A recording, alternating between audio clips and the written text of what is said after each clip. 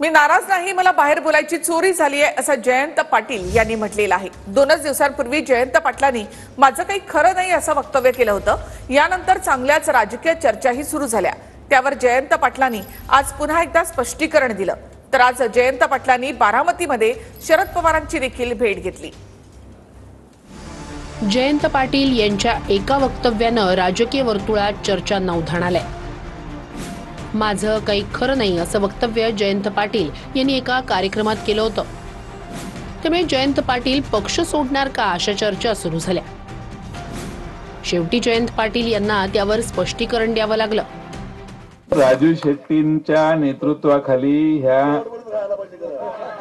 माझी गॅरंटी घेऊ नका, माझं काही खरं नाही।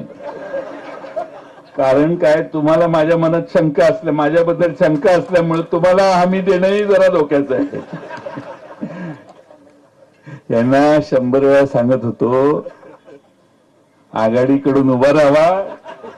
आता काय आहे की आमचा एवढा दारुण पराभव झालेला आहे, आम्हालाच आता खात्री वाटायला लागली की आम्ही जे सांगतो त्याच्यावर लोक विश्वास ठेवत नाही। नाराज वगैरे काही नाहीये। कसं आहे, मला आता बाहेर बोलायची चोरी झालेली आहे। कालांतराने लोक कॉम्पेन्सेशन वाढलं, कॉम्पेन्सेशन घेतात आणि गप्प बसतात। त्यामुळे तुमचं सगळ्यांचं नक्की आहे का? पण राजू शेट्टींचा आता तो विनोदाचा भाग होता की राजू शेट्टींचा आमच्यावर विश्वास नाही, आम्ही त्यांना उभं राहायला सांगत होतो। त्यामुळे माझं काही तुम्ही गृहीत धरू नका, खरं धरू नका। तुम्ही तुमचं आंदोलन कंटिन्यू करा, तुमच्या आंदोलनाला आमचा पाठिंबा आहे, अशी त्यातली ही भावना होती। काल भुवया उंचावणारं वक्तव्य केलेले जयंत पाटील आज थेट बारामतीत पोहोचले। शरद पवार आणि सुप्रिया सुळेंसोबत त्यांनी कृषी विज्ञान केंद्राचा फेरफटकाही मारला। जयंत पाटील यांनी सूचक वक्तव्य केलंय, त्यामुळे शरद पवार यांनी सतर्क राहावं असा टोला विखे पाटील यांनी लगावलाय। हे म्हणतात सूचक इशारा शरद पवार साहेबांनी दिला दिसतोय, तर पवारांनी अधिक सतर्क राहण्याची गरज आहे। आम्ही एका कुटुंबातले आहोत सगळं, आम्ही एकमेकाला इशारे देत बसत नाही। जो काही शरद पवार साहेबांच्या नेतृत्वाखाली आमचा पक्ष आहे, जे काही असेल ते पक्षाच्या हिताचाच निर्णय आम्ही एकत्रित करू।